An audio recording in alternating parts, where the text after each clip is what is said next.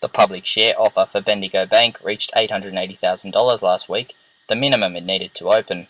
Directors of the bank believe it will revive the economy and have business walking back into Picton. 50% of the local profits will go back to Bendigo as our umbrella organisation to pay for our franchise. 50% of the profits stay local. Of that, 80% must be donated back to the community, to sporting groups, cultural clubs, the Rural Fire Service, other community groups, and 20% will be returned to shareholders. So the community benefit in many, many ways every year. It's a self-perpetuating donation system, I suppose. It was a well-known community member who signed over the final cheque.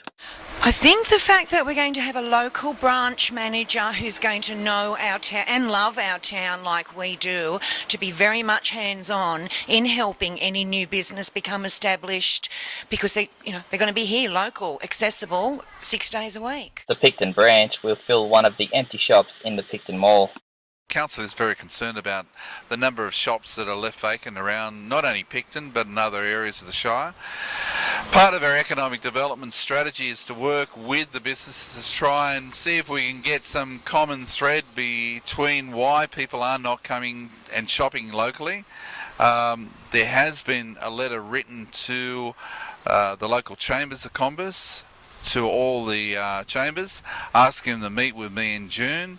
And using the Economic Development Committee, we'll try and work out a strategy to how we can fix these issues up. The community bank can now start to fit out the shop and advertise for staff.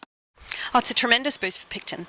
The fact of the matter is that there are a number of empty shops in Picton.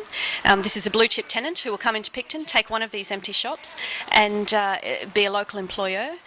One thing the community can't live without is coffee, as R Coffee Co. has been thriving in the main street for 12 months.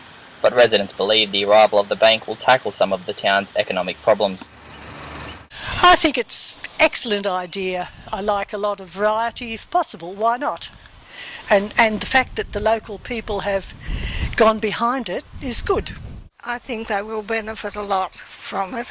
It'll make a big difference to a lot of people. Hopefully it'll bring small business back into the town. Something that's needed in this local community.